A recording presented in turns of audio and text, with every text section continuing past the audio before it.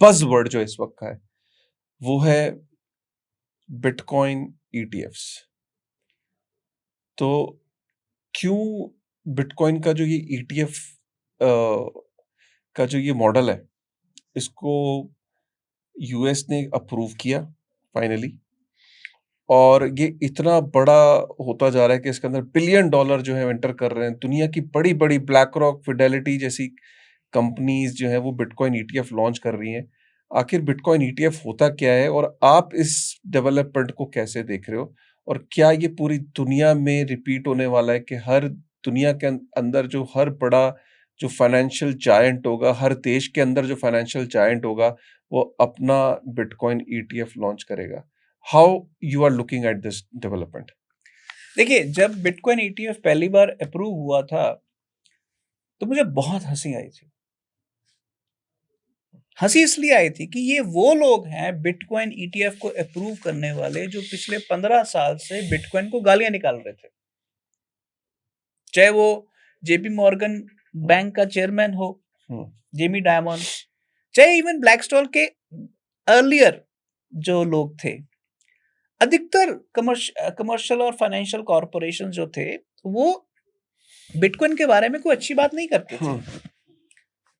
अब सवाल ये है कि ऐसा क्या हो गया कि वो अब बिटकॉइन के बारे में गलत बोलने की बजाय बिटकॉइन के अंदर इन्वेस्टमेंट को प्रमोट कर रहे हैं।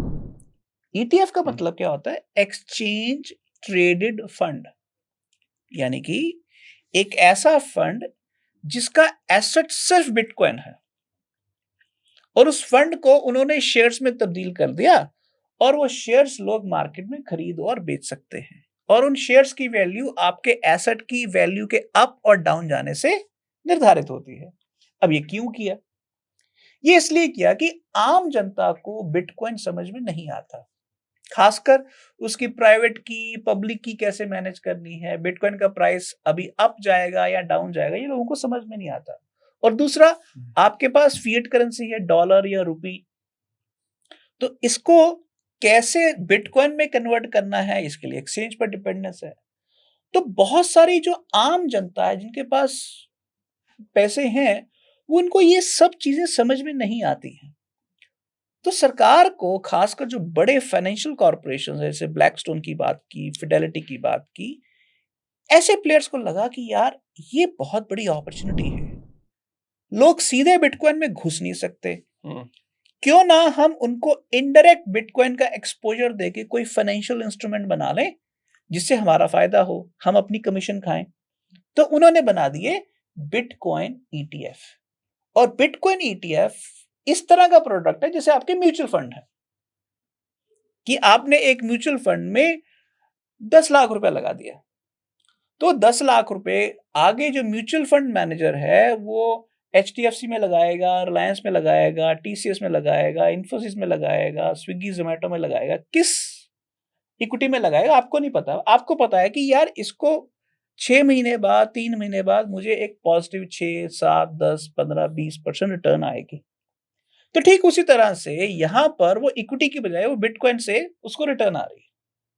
ठीक है, ये बेसिकली बड़ी चीज इसलिए है कि जो लोग बिटकॉइन को क्रिटिसाइज कर रहे थे, अब वो बिटकॉइन की वैल्यू को प्रमोट करने के लिए फिएट करेंसी उसमें घुसे, उसके दरवाजे पूरी तरह से उन्होंने खोल दिए।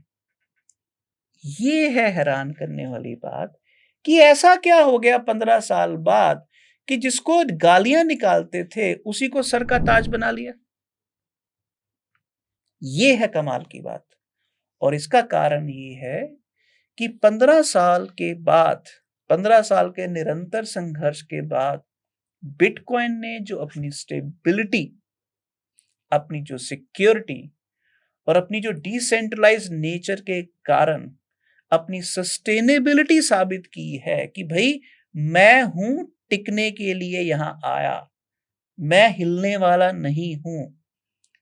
तो ये चीज 15 साल में जब साबित हो गई तो उसके बड़े से बड़े क्रिटिक को लगा कि यार इसको चाहे प्यार करो, इसको गाली निकालो, ये अब यही रहने वाला है, ये हमारी जिंदगी का हिस्सा है, तो बेहतर है इससे नफरत अब ना की जाए, इससे प्यार किया जाए। तो फिएट करेंसी वाले जो लोग होंगे वो कहेंगे कि इससे प्यार करने का तरीका ये है कि इसकी तरफ जाती हुई इन्वेस्टमेंट के रास्ते खोल दो, फ्रिक्शन हटा दो। तो बिटकॉइन ईटीएफ उसका एक बहुत जीता जागता उदाहरण है। राइट।